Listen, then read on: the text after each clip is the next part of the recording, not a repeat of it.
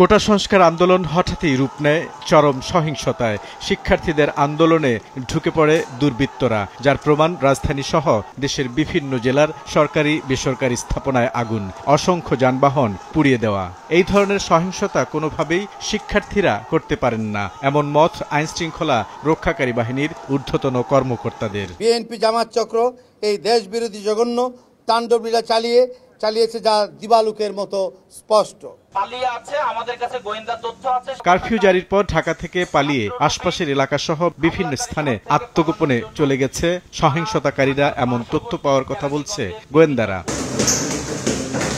কেরানীগঞ্জের হাসনাবাদ এলাকায় শিবিরের একটি আস্তানায় অভিযান চালিয়ে ৫ জনকে গ্রেফতার করেছে পুলিশ। তাদের মধ্যে রয়েছেন ঢাকা জেলা দক্ষিণের ইসলামী ছাত্র শিবিরের বিজ্ঞান ও পাঠচক্র বিষয়ক সম্পাদক আব্দুল কাদের জিলানী, মানব সম্পদ উন্নয়ন বিষয়ক সম্পাদক নাজমুল হোসেন।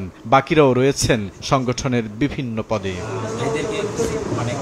পুলিশ বলছে, দীর্ঘদিন ধরে এই আস্তানাটি শিবিরের ঢাকা জেলা দক্ষিণের প্রশিক্ষণ কেন্দ্র হিসেবে ব্যবহার হতো।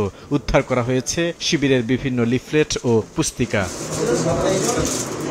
গ্রেফতারকৃতদের কাছ থেকে জব্দ করা মোবাইল ও বিভিন্ন ইলেকট্রনিক ডিভাইসে তথ্য প্রমাণ অনুযায়ী কোটা সংস্কার আন্দোলনে ভর করে সারা দেশে সহিংসতা ছড়িয়ে দেওয়ার পরিকল্পনা ছিল শিবিরের। স্বপ্নচারী, কাশফুল, বাঁশের কেল্লা সহ বেশ কয়েকটি টেলিগ্রাম গ্রুপে এসব প্রমাণ পেয়েছে পুলিশ।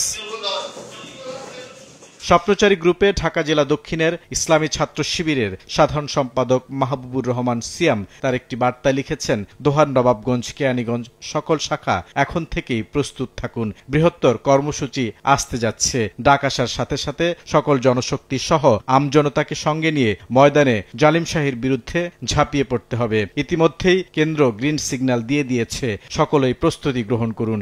যে কোনো সময় নেট বন্ধ করে দেয়া হবে, তাই অফলাইনে সাংকেতিক শব্দের মাধ্যমে কথা বলা হলে বাকিটা বুঝে নেবেন।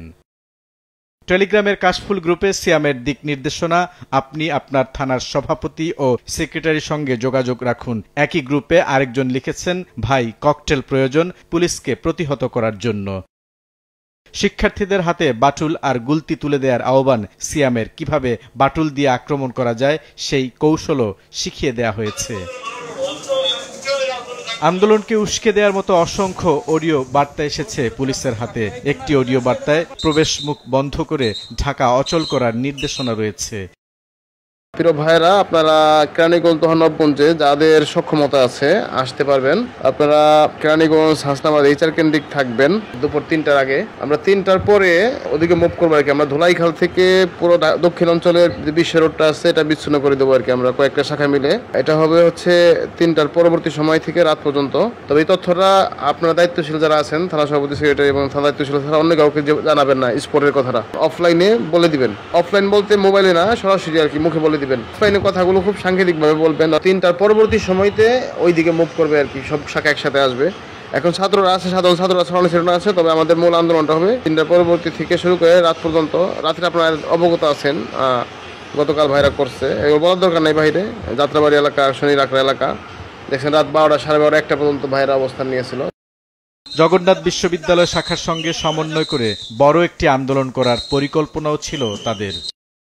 কেরানীগঞ্জ অঞ্চলের ভাইরা প্রস্তুত থাকবেন, আপনাদেরকে একটি টাইম দেওয়া হবে। আমরা শুধু ঢাকা জেলা দক্ষিণ নয়, আমরা জগন্নাথ বিশ্ববিদ্যালয়ের সাথে সমন্বয় করে আমরা এই কেন্দ্রিক একটি আন্দোলন করবো আর কি, ইনশাল্লাহ।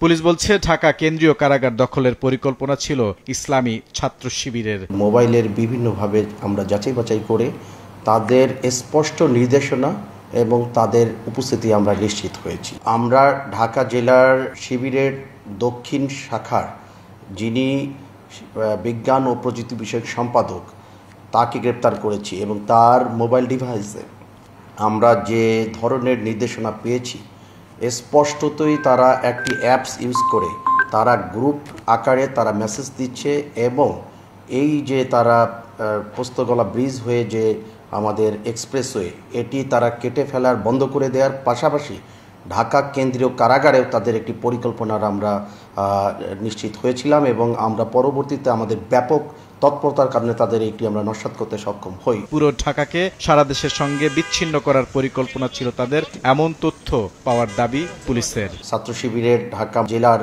দক্ষিণের যিনি সেক্রেটারি, তার ভয়েস মেসেজ থেকে আমরা এটি নিশ্চিত হয়েছে যে আমাদের কাছে যে ইন্টেলিজেন্স ছিল এটি সত্যতা প্রমাণিত হয়। তাদেরকে জিজ্ঞাসাবাদেও আমরা যেটা পেয়েছি, তাদের টার্গেট ছিল ঢাকার প্রবেশ মুখগুলো বন্ধ করে দেওয়া এবং সারা দেশ থেকে তাদের সন্ত্রাসী, তাদের দলীয় কর্মীদেরকে তারা এখানে এনে জড়ো করেছিল এবং জড়ো করে তারা ঢাকার প্রবেশ মুখগুলোকে বন্ধ করে দেওয়ার এবং এখানে অরাজক পরিস্থিতি সৃষ্টি করা, ধ্বংসযজ্ঞ চালা, এইগুলোই তাদের পরিকল্পনা ছিল। কেরানীগঞ্জে আরও বেশ কয়েকটি শিবিরের আস্তানার খোঁজ পেয়েছে পুলিশ। বুলবুল রেজা, সময় সংবাদ, ঢাকা।